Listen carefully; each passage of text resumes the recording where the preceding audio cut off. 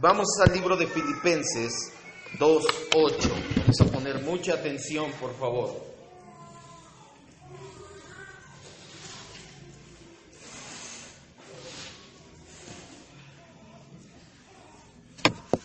Dice la Escritura: y estando en la condición de hombre, se humilló a sí mismo, haciéndose obediente hasta la muerte y muerte de cruz. Vamos a orar.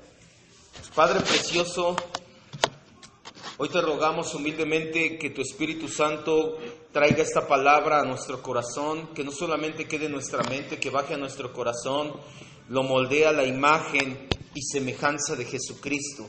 Que lejos de tener únicamente un conocimiento teológico, podamos conocer a Jesucristo por medio de estas enseñanzas, saber quién es Él, su obra, sus estados, poder amarlo aún más y en base a ese amor obedecerlo y reflejarlo, Señor. No solamente conocimiento, eso no es nuestra meta. La meta es ser como Cristo. Permite que siempre quede grabado en nuestros corazones que esta información que recibiremos el día de hoy, esta enseñanza, es para ser como Cristo, pues es el fin por el cual tú nos compraste a precio de sangre en el Calvario. Gracias por tu salvación, en el nombre de tu Hijo amado Jesús.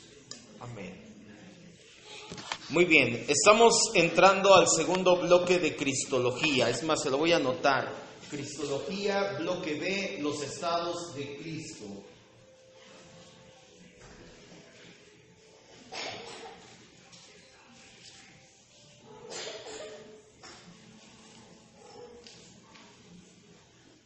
Ya mandamos a imprimir el primer bloque, el bloque A. Ya dentro de poquito lo vamos a tener si lo quiere comprar. Y si no, de todos modos, apunte, independientemente si compra o no, apunte, lleve sus apuntes. Uno es más fácil estudiar con los apuntes propios. El primer tema es introductorio. Hoy no nos vamos a tardar mucho en este tema. Como le dije al principio, hay veces que los temas prefiero hacerlos sencillos, de media hora, pero entendibles, prácticos, que los podamos llevar en nuestro corazón y no solamente horas y horas aquí hablando y todos aburridos y dormidos. A partir de la enseñanza del día de hoy entramos en el segundo bloque de nuestro estudio de Cristología. Este bloque lleva por título Los estados de Cristo. ¿Qué significa esto de estados? ¿Qué diferencia tiene con condiciones? Porque en Filipenses 2:8 dice que la condición tomó condición de hombre. ¿Por qué no condiciones? Y ahorita lo vamos a ver. ¿Cuáles y cuántos son estos estados? ¿Cuáles estados son? ¿Cuántos estados son? ¿Por qué es importante entender esta doctrina? ¿Por qué se desarrolló así esta doctrina? En teología sistemática se han separado el estudio de Cristología en 3 bloques. Teología sistemática es eso que estamos estudiando. Empezamos con teología cuando vimos atributos de Dios y nombres de Dios. Ahorita estamos viendo Cristología. Después vamos a ver soteriología, doctrina de la salvación, doctrina del Espíritu Santo. Todo eso tiene en un conjunto, se llama teología sistemática. La teología sistemática dividió la Cristología en 3 bloques. ¿Por qué? Para que fuera más entendible el tema. Para no estar hablando primero de que se humilló Cristo, pero que se encarnó, pero que y empiezas a hablar de todo y no terminas hablando de nada. Se hizo en estos 3 bloques para que pudiéramos entender bien el tema. Y además, porque da paso natural a la siguiente doctrina que vamos a estudiar. Una vez que terminemos Cristología, que falta todavía bastante tiempo, estoy calculando que del bloque B es el más corto y serán como 15 predicaciones, el último bloque, el bloque C, tal vez sean otras 20 predicaciones, entonces todavía tenemos tiempo para estudiar. Vamos a brincar a soteriología. ¿Por qué? Porque el último bloque se titula Los oficios de Cristo. ¿Qué vino a hacer o qué hace Cristo? Uno de esos oficios es nuestro Redentor, entonces es nuestro Salvador. El primer bloque ya lo estudiamos durante 20 clases, la persona de Cristo. Allí entendimos la perfecta humanidad y la total divinidad en una sola persona. A esto se le conoce como unión hipostática. Cuando usted y yo entendemos cosas concretas como la unión hipostática, como la humanidad de Cristo, como la divinidad de Cristo, como la kenosis, es para evitar caer en una de las muchas herejías que han surgido a través del tiempo. Si usted se pregunta, ¿para qué nos predica esto el pastor? Se lo dije hace tiempo. Primero, quiero que me vea y ponga mucha atención. No se trata de que se aprenda todos los conceptos. Ahorita vamos a ver conceptos y todo el tiempo, mientras veamos teología sistemática, tenemos para mucho tiempo, vamos a ver conceptos. No se trata de que se aprenda todos los conceptos, todas las ideas, quién lo formuló, y que cuando esté con alguien y le diga, no, yo no soy mesiánico porque ellos son ebionitas del siglo II, no. Simple y sencillamente es que usted entiende el trasfondo, entiende la esencia de lo que se está enseñando, y cuando viene una herejía, por ejemplo, como los mesiánicos, entonces usted y yo tenemos armas con que defendernos. Siempre menciono a los mesiánicos, se lo he dicho muchas veces, porque la iglesia donde salí, llegaron los mesiánicos y pegaron muy fuerte. La iglesia se dividió, quedaron una iglesia de 250 personas, quedaron 15 personas de que pegó el mesianismo con todo. ¿Por qué pegó así? Porque no había bases doctrinales firmes, porque la gente no sabíamos cristología y no sabíamos que esto solamente era una herejía reciclada. En este segundo bloque vamos a ver los estados de Jesucristo. Primero vamos a entender qué es un estado. Y obviamente no estamos hablando de una entidad política, el Estado de México, el Estado de Nuevo León, no, eso no. Estamos hablando de Estado como una situación. Cuando decimos Estado, nos referimos a la situación en la que se encuentra algo o en la que se encuentra alguien.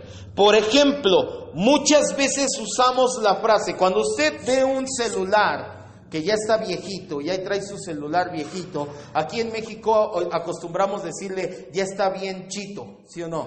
O ya está bien cháchara, tu cháchara. Pero la frase correcta en español sería, el estado de tu celular es muy deteriorado, o tu celular está en muy mal estado. Pero aquí decimos, ya está bien chito. ¿Por qué? ¿Quién sabe? No sé ni que por qué digan está bien chito. A eso me refiero con estado, en la situación en la que se encuentra algo o alguien. La frase correcta sería, ese celular está en muy mal estado o en muy buen estado. Es un muy buen celular. ¿Alguien trae el iPhone 7? ¿No está ahí todavía? ¿No? Híjoles, hermanos. Hay que declarar. Declare que llega a usted el iPhone 7. No, gracias a Dios, nunca hicimos eso. Cuando nosotros decimos de un estado, hablamos una situación. En las personas, por ejemplo, es muy común decir que tu estado civil es, y ya a continuación los dice. ¿Cuántos estados civiles hay? Soltero, casado, viudo, divorciado. Son los 4 estados civiles que hay. El dejado, el arrimado, el quedado, ¿cuál otro sería? El juntado, el dejado, el malquerido. Esos son estados que nosotros añadimos. ¿Cuál otro? El resignado. Esos no son estados civiles. Estado civil son solamente 4: soltero, casado, viudo y divorciado. Quedado, separado, juntado. Todos esos no son estados civiles. En las personas es común decir tu estado civil, pues se refiere a la situación legal en la que te encuentras. Espero que me esté explicando. Se trata de entender qué es un estado. ¿Por qué hablamos de un estado? Es la situación en la que te encuentras. De igual forma, cuando decimos los estados de Jesucristo, nos estamos refiriendo a las diferentes situaciones en las que Él se ha encontrado y se encontrará en el tiempo. Para nosotros es en el tiempo. Esto ya no me voy a detener a verlo, esto lo vimos hace mucho tiempo. Dios está por encima del tiempo, Él está en la eternidad, pero actúa en el tiempo. Para nosotros en el tiempo hemos visto en situaciones a Jesucristo como la encarnación, la cruz. Lo veremos en situaciones como la glorificación, cuando Él tome el reino y la potestad, pero eso es en el tiempo, las situaciones en las que Él se ha encontrado o se encontrará. ¿Por qué no usamos la palabra condición como Pablo en Filipenses 2:8, porque también podríamos decir, ese celular está en muy mala condición, también sería válido, ¿sí o no? Pero eso sí no utilizamos. ¿Cuál es tu condición civil? ¿O sí dice así? Es tu estado civil, exactamente, porque el concepto de condición nos habla de una característica que es necesaria o que se exige para que sea posible una cosa. Ahorita me explico, porque sí está un poquito enredado esta situación. Louis Berkhoff, un teólogo del siglo pasado, en su obra de teología sistemática, hace una buena diferencia entre estado y condición, pues muchas veces usamos de forma indistinta estos términos. Nosotros usamos de forma indistinta. Está en buenas condiciones, está en buen estado. Mi coche está en buenas condiciones, mi coche está en buen estado. Para nosotros es indistinto, pero en teología tiene implicaciones muy diferentes y en cristología muchísimo más. Berkhoff nos dice que el estado habla de tu posición en la vida, más en particular de la posición que tienes conforme a la ley. La condición consiste en tu forma de existir y la determinan las circunstancias de tu vida. Nos pone un ejemplo que creo que va a aclarar esto, porque son muchas palabras y de repente, ¿qué? ¿Estado? ¿Condición? ¿De qué me habla? Ahí va el ejemplo. Él nos dice, cuando en la corte judicial un juez declara culpable a una persona, esta persona está en estado de culpa y condenación, sobre todo en Estados Unidos, que tocan con el mazo. ¡Pah! Culpable, lo declaramos culpable. En ese momento él está en estado de culpa y de condenación. Y cuando lo encarcelan, pasa a eso, precisamente a la condición de encarcelamiento. Ahora, el Estado, si quiere anotar, nos lleva a la condición. El Estado es culpable, entonces va a ser condenado o encarcelado. La condición nos exige precisamente eso, ciertas condiciones para que sea real. Por eso es que no utilizamos condición, porque el Estado nos va a dar la condición, y ahorita va a entender por qué en cristología es importante hacer esta diferencia, pues los estados de Cristo resaltan las condiciones resultantes de dichos estados. Vamos a Gálatas 4:4 para que lo entendamos.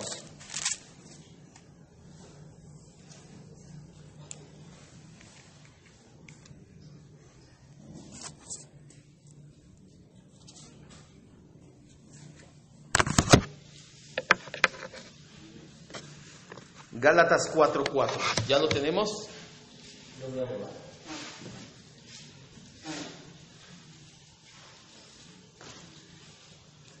Nos dice, pero cuando vino el cumplimiento del tiempo, Dios envió a su Hijo, nacido de mujer y nacido bajo la ley. Cuando decimos que el Estado es nacido bajo la ley, y este estado nos da una condición, que es nacido de mujer. Por eso es importante diferenciar entre estado y condición, porque el estado en el que Cristo se encuentra va a dar la condición en la que Él vive o está en ese momento. Él, cuando dice que es nacido de mujer, está en la condición de hombre. Cuando dice que es nacido bajo la ley, es el estado en el que se encontraba. El estado da como consecuencia la condición. Su estado bajo la ley trajo como consecuencia la condición de hombre, porque todos los seres humanos estamos sujetos a la ley. Dios no, Dios está muy por encima de la ley, pero una vez que Él está en el estado bajo la ley, Él toma la condición de hombre para estar sujeto a la ley. Un ejemplo más actual, y culturalmente más práctico, sería decir que mi estado civil es el matrimonio, y eso trae como consecuencia que mi condición sea la de un hombre felizmente casado. Póngale ahí, felizmente casado. No nada más de un hombre atormentado, no, torturado tampoco. Mi estado es de matrimonio, mi condición es de un hombre casado. Más adelante, conforme se desarrollen estos temas, usted se va a dar cuenta y va a ir vislumbrando. Por eso decía que el estado da la condición. Y de hecho ahorita los vamos a poner ahí, en los estados en los que está Cristo y las condiciones en las que surgieron de esos estados. La condición de hombre casado, repito, un ejemplo más actual sería que mi estado civil es el matrimonio y eso como consecuencia mi condición es de un hombre casado. Esa condición es muy diferente a la de un hombre sin compromisos. ¿Cuál sería ese estado? El soltero. ¿Cómo que el mejor, hermanos? No, el soltero, híjole, todos. El que ¿para qué me casé? No es cierto.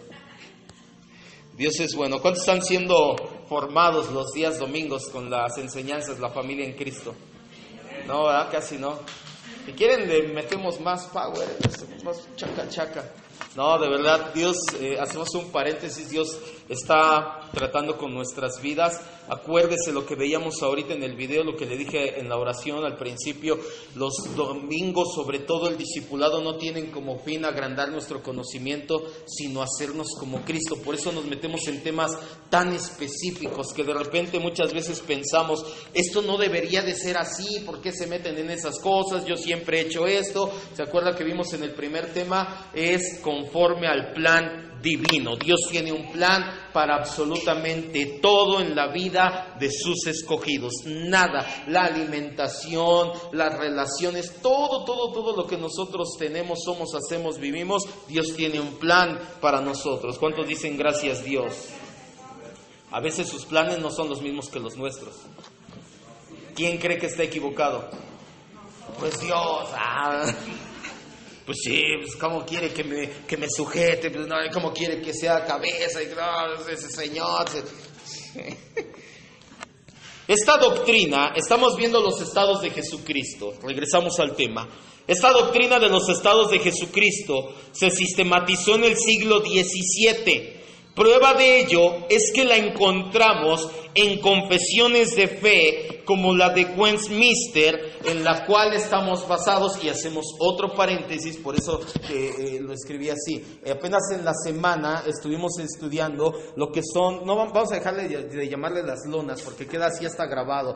Ya vio las lonas y el otro día está escuchando, y las lonas, nuestra identidad, misión y visión, ¿sale? No estamos estudiando las lonas, estamos estudiando primeramente nuestra identidad. Ya vimos que somos una iglesia cristiana, bíblica, evangélica. Creo que hasta ahí no ha habido tanto problema. Cuando llegamos apenas, por eso lo dejé hoy, no puse nada, a la CFB de 1689, Confesión de Fe Bautista de 1689. Está un poquito larga, de hecho lo que les di es pues la pura punta del iceberg de lo que es una confesión de fe. Si tiene alguna duda, alguna situación con la confesión de fe, es necesaria una confesión de fe, no es necesaria, es urgentísima para la iglesia de Cristo tener una confesión de fe. Por ahí le envié una imagen, y cuando nosotros no tenemos confesión de fe nos andamos yendo por todos lados, y hoy vamos a declarar, y hoy vamos a tener apóstoles, y hoy vamos a hacer, porque se hace lo que te viene en gana. La primer doctrina que llega nueva dice, sí, esto es lo nuevo del Espíritu, el vino nuevo. Cuando tú tienes una confesión de fe, vas y buscas en tu confesión de fe, y entonces ahora sí comparas. Hay gente que dice, no, es que si tú crees en las confesiones de fe, pero yo creo en la Biblia. Es para darse de topes con la pared. Las confesiones de fe están basadas completamente en la Escritura. Lo único que se hizo fue sistematizarlas y dejarlas de una manera que sean enseñables, aprendibles y confesables, confesar como credo. ¿Cuántos fueron a la Iglesia Católica? En la Iglesia Católica te enseñan el credo apostólico, ¿no? Creo en un solo Dios todopoderoso, creador del cielo y de la tierra, de todo lo visible, Yo me lo aprendí como letanía, nunca le tomé realmente lo que significaba. Una confesión de fe es más larga y tiene el propósito de que nosotros aprendamos lo que viene sistematizadamente, lo que viene en la Escritura. Entonces, si alguna vez tenemos alguna situación con la confesión de fe, acérquese conmigo, mándeme un mensaje. Si a algunos les da pena en el grupo, es que ¿qué iban a decir? Y muerden el rebozo. Si pregunto, ¿qué iban a decir? No, entonces mándeme un mensaje aparte y pregúnteme acerca de la confesión de fe, porque si no, yo de aquí para adelante voy a dar por sentado que todos sabemos que es una confesión de fe y no nos regresaremos a ellos. ¿Vamos bien? Esta doctrina de los estados de Jesucristo fue sistematizada y se encuentra en las confesiones de fe. Nos habla de que los estados que pasa es la persona. ¿Se acuerdan qué significa teantrópico? Es Dios, hombre. Los estados de Jesucristo o de Cristo, como le quiera poner, son para la persona teantrópica, para la persona Dios hombre, porque antes de ser Jesucristo fue el verbo, logos, que son la misma persona, pero teológicamente son diferentes. ¿Se acuerda que eso lo vimos hace mucho tiempo? Pero una vez que Él se encarna, Jesucristo se encarna, será la persona teantrópica o el Dios hombre. Teantrópica, teos, Dios, antropos, hombre, Dios hombre. Los estados de Jesucristo son para Dios hombre. ¿Por qué le digo esto? Porque los luteranos afirman, y poco a poco nos iremos dando cuenta de que no es así, que los estados son para la naturaleza humana. Ellos dicen que es para la naturaleza humana. ¿Se acuerdan que hay naturaleza humana y naturaleza divina? Los luteranos dicen que los estados son para la naturaleza humana, pero da una pequeña casualidad, que la naturaleza humana y la naturaleza divina están juntas, no se pueden dividir, no se pueden mezclar, no se pueden separar en una sola persona, y se llama eso como unión hipostática. Los luteranos dicen que los estados de Cristo son para la naturaleza humana. Los reformados, asimismo nosotros nos apegamos a ello, creemos que los estados de Cristo es para la persona teantrópica, para Dios hombre. Y sin más, pasamos. Los estados de Cristo son dos. Si va a escribir, de una vez escribir.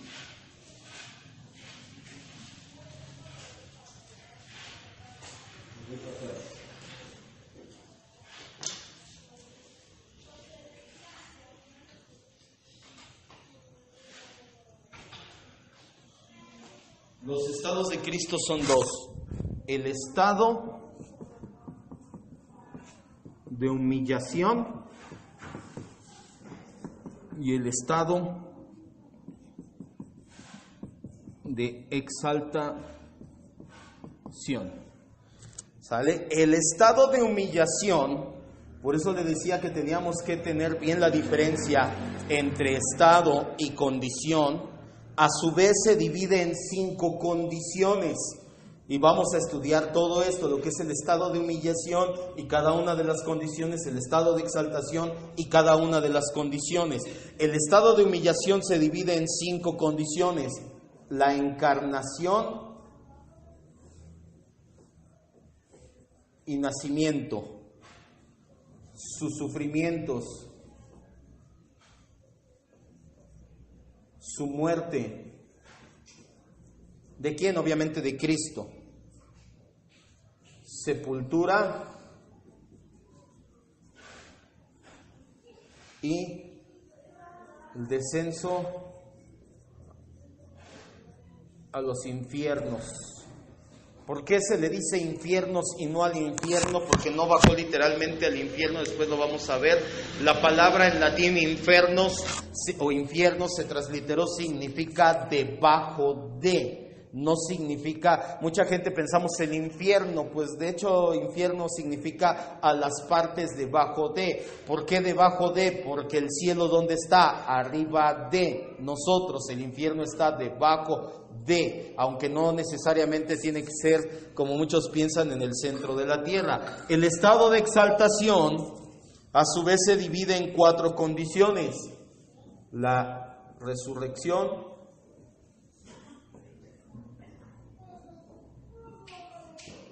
la ascensión a los cielos. ¿Por qué cielos? Porque hay 3 cielos. ¿Dónde es? Fue Roberto, que me decías que apenas encontró una persona. Por eso son necesarias las confesiones de fe, porque sabía que la Biblia habla del tercer cielo. Hay 3 cielos: el cielo natural que vemos nosotros aquí, el segundo cielo que está por encima, que es el cosmos, donde están las estrellas, los planetas, el tercer cielo, que la palabra griega es Uranus. Por eso el planeta Urano se llama así, porque mucho tiempo fue el último del sistema solar. Fue el tercer cielo, es el Uranus, que es donde se encuentra el trono de Dios. Me platicaba mi hermano Roberto que se encontró con una persona que dice que es apóstol y que Dios lo llevó al segundo cielo y medio. O sea, ni siquiera al cuarto cielo, al segundo cielo, no, 2 y medio. O sea, casi llegó al tercero, hasta aquí nomás. ¿Ven por qué son necesarias las confesiones de fe? Y no drogarse, aparte. Inciso C. Su presencia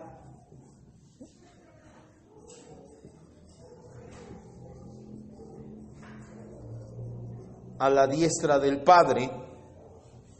E inciso D.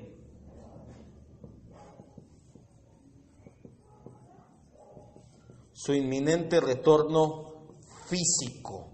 Es importante la palabra físico, porque Él no va a regresar en espíritu, ni el espíritu de sus enseñanzas, ni no.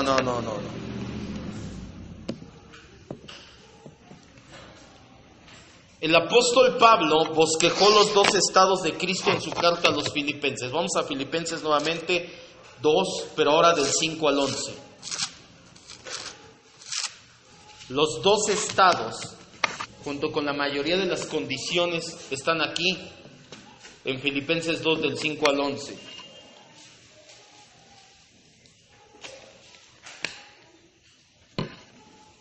¿Sí se va entendiendo la diferencia entre estado y condición? Ya lo tenemos. Escuche lo que dice el apóstol Pablo. Haya pues en ustedes este sentir que hubo también en Cristo Jesús. Aquí es importante el versículo 5. ¿De quién habla? De Cristo. El cual, siendo en forma de Dios, no estimó ser igual a Dios como cosa a que aferrarse, sino que se despojó. Ya vimos la kenosis y lo vamos a retomar un poco en las siguientes semanas. Sino que se despojó a sí mismo, tomando forma de siervo, hecho semejante a los hombres.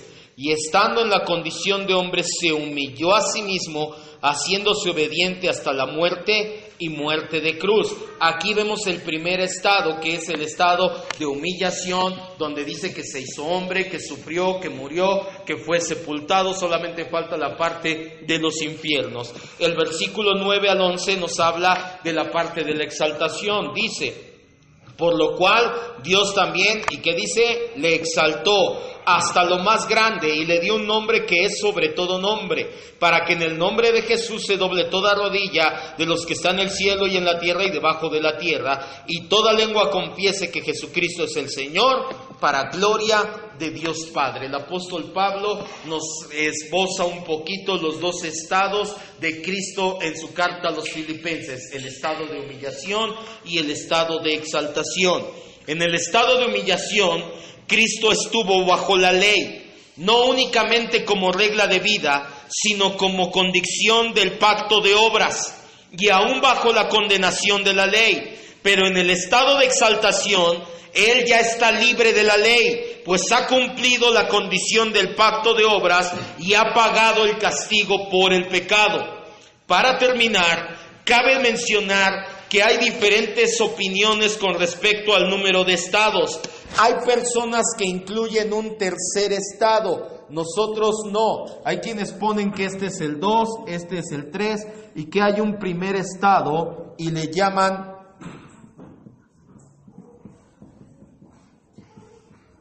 la preexistencia, por ser divinamente eterno. ¿Se acuerda que Cristo es Dios? Sí. Un requisito para ser Dios es que sea eterno. ¿Se acuerda que de hecho hasta lo vimos que la Biblia nos habla de su preexistencia? ¿Cómo se manifestaba en el Antiguo Testamento? Alguien dígame.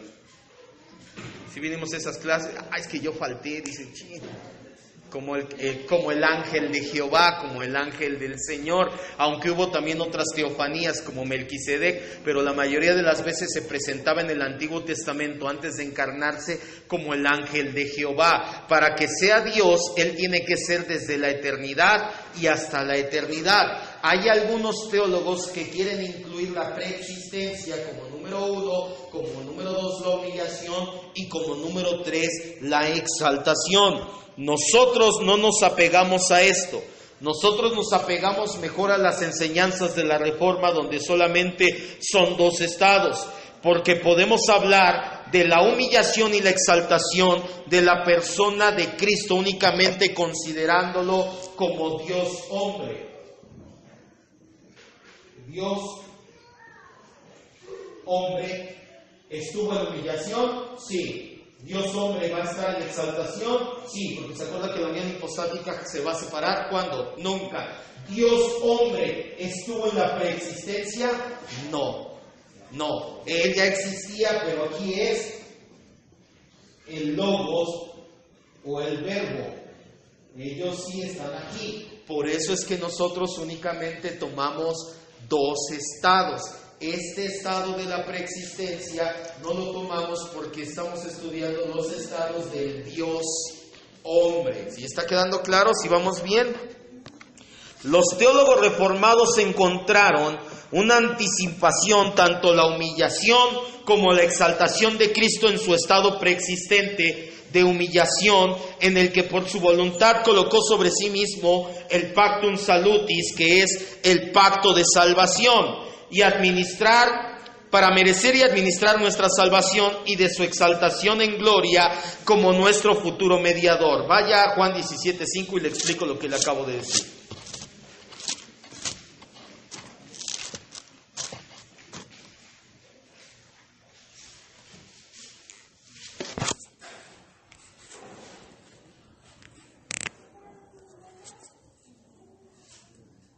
Ahora, antes de leer Juan 17:5, quiero que me vean. Y esto es algo maravilloso. La teología reformada no incluye este tercer estado, o el primero, aunque sí se dan cuenta, o ellos encontraron, Dios les reveló más acertadamente, que los 2 estados, humillación y exaltación, sí se dieron en la persona del Verbo, en la preexistencia. ¿Cuándo se dio el estado de humillación? Nosotros creemos en la teología del pacto, ahí está y después se la voy a explicar. El principio de la teología del pacto es, y de hecho el nombre de Elohim viene de ahí, el Dios del pacto, es que Padre, Hijo y Espíritu Santo en la eternidad pasada hicieron un pacto entre ellos. El Padre dijo, yo voy a mandar al Hijo a efectuar la salvación. El Hijo dijo, yo voy a ir a morir por aquellos que tú elijas. El Espíritu Santo sella la salvación. En ese pacto intratrinitario se le llama, en la eternidad pasada, cuando el Hijo aceptó voluntariamente el venir en el tiempo a vivir como un ser humano y morir por nosotros, en ese momento Él ya estaba en un estado de humillación. El solo pensarlo, ¿se acuerda que dice el libro de los Salmos que para Dios tan solo bajar la mirada a la tierra es algo humillante? Pues el solo hecho de decir en la eternidad pasada que el Hijo dijera, sí, yo voy a ir a morir por los elegidos, ese solo hecho ya incluye un estado de humillación. El solo decreto de nuestra salvación en el Hijo ya es para Él humillante, así de maravillosa es su gloria. Y también hay un estado de exaltación previo. Y esto lo vemos en Juan 17:5. Dice la Escritura: ahora pues, Padre, glorifícame al lado tuyo. Y aquí dice que con aquella gloria que tuve contigo, ¿qué dice? Antes de la creación. En la preexistencia eterna, en la eternidad pasada, Jesucristo ya había sido exaltado y humillado. Por eso es que nosotros y los reformadores y nosotros nos vamos a centrar en el pacto o en el estado de la preexistencia. Vamos a leer, son 4 citas, 2 de Corintios 8:9. Vemos los 2 estados en las siguientes citas. 2 de Corintios 8:9, perdón. Ya para terminar. 2 de Corintios 8:9.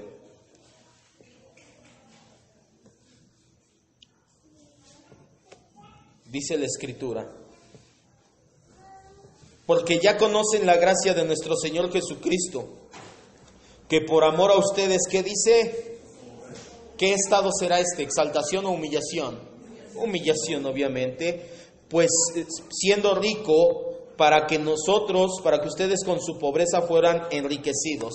Dice que Él se hizo pobre a pesar de que Él era rico. ¿Cuáles estados vemos ahí? Primero el de humillación y vemos también el de exaltación. Él era exaltado, pero prefirió humillarse para que nosotros estuviéramos con Él. Gálatas 4 y 5.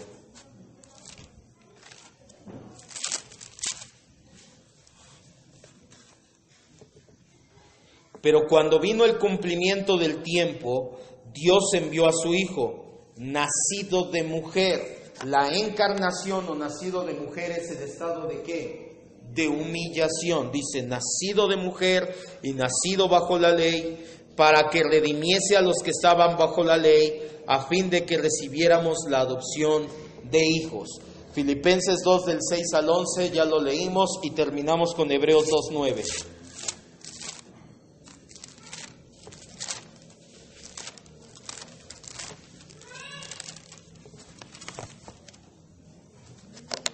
Hebreos 2:9.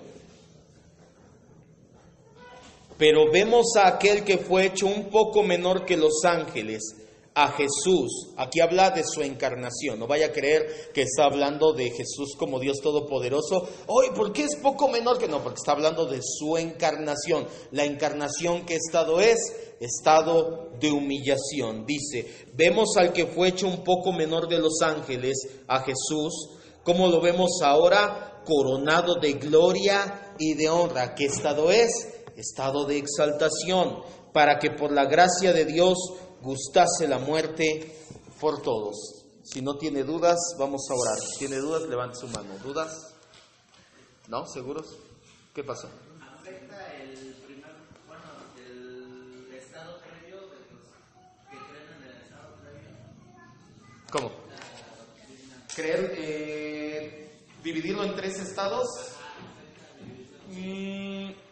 Más que afectar, no lo incluimos, les decía, por la situación de que los estados, humillación y exaltación, hablan de los estados de Dios hombre, que son los estados cuando Jesucristo vino a esta tierra. El estado de la preexistencia, como el ángel de Jehová, él no sufrió nada, sí era exaltado, ya lo vimos, pero como el ángel de Jehová, no vemos en ninguna ocasión en el Antiguo Testamento que él fuera humillado, para nada.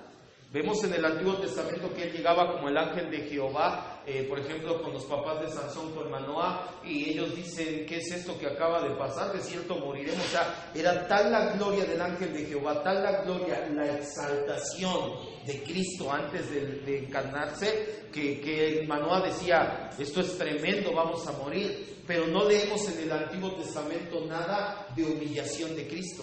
Entonces, por eso es que no los tomamos en cuenta. ¿Afecta o se contrapone o es herejía, por así decirlo? No, simple y sencillamente nosotros queremos apegarnos más a la reforma, lo que se pueda, lo más reformados posibles. Por eso es que nada más estudiamos esos 2 estados. No sé si quedó resuelta la duda o se hizo más grande. Más grande, bueno. ¿Vamos bien? Bueno. Entonces vamos a orar. Cierre sus ojos y quiero que oremos pero que entienda lo que vamos a orar. Vamos a agradecer al Señor Jesucristo, pues Él no tenía que haber dejado su estado de gloria y de exaltación. Eso lo entendimos en la kenosis. Por eso es tan importante este tipo de enseñanzas. Él ya recibía gloria, honra y alabanza. Él no nos necesitaba. Hay gente que dice, ¿qué haría Dios sin nosotros? Nos creó porque se sentía solo. ¡Qué blasfemia más grande! El Padre, el Hijo y el Espíritu Santo vivieron en perfecta comunión durante la eternidad pasada. No nos necesitaban. Aún así hicieron un pacto, crear al ser humano, permitirle, decretaron la caída, y decretaron salvar a algunos de esos seres humanos caídos. Se les llama los elegidos. Para esto hicieron un pacto en el cual el Hijo vendría a morir a la tierra. El Hijo no tenía la necesidad de hacerlo, lo hizo porque Él es amor. Por eso es que nosotros vivimos eternamente agradecidos. Por eso es que son tan importantes este tipo de enseñanzas, pues nos dejan ver la gloria de nuestro Señor y Salvador tan inmensa como es. De hecho, jamás la vamos a terminar de entender. Ninguno de nosotros dejaríamos una posición cómoda, le decía el día domingo, si fuéramos adoptados por Carlos Slim y alguien nos pidiera que dejáramos todo eso para salvar a un desconocido, yo en primer lugar le diría no, y le aseguro que usted también diría no. No, discúlpame, te puedo ayudar, mira, le mando una donación, pero yo no dejaría mi posición cómoda de heredero de Slim. Y eso es nada en comparación con la gloria y majestad de Jesucristo. Por eso es que hoy solamente nos resta decirte gracias, Señor. Gracias. Gracias por haber estado, por haber vivido ese estado de humillación. Gracias, Señor, pues fue por amor a nosotros. No viste nada bueno en nosotros. No éramos merecedores de esa humillación tuya, de que vinieras a vivir en condición de hombre. No encontraste nada bueno. Tu palabra lo dice, no hay bueno ni aun uno. No éramos merecedores de tal grandeza, de tal maravilla, Señor, y sin embargo tú lo hiciste. Tomaste forma de siervo, tomaste condición de hombre, moriste en nuestro lugar y nos salvaste para tu Padre. Gracias, Señor Jesús. Gracias por amarnos de esa manera tan grande y maravillosa. Si nosotros te amamos es porque correspondemos a ese maravilloso amor que estamos entendiendo y estudiando. Gracias, Padre, una vez más te pedimos que esta enseñanza baje a nuestro corazón y nos ayude a caminar en humildad, pues lejos de creernos los elegidos, te agradecemos por habernos escogido, aun a pesar de lo mal, lo vil, los pecadores, lo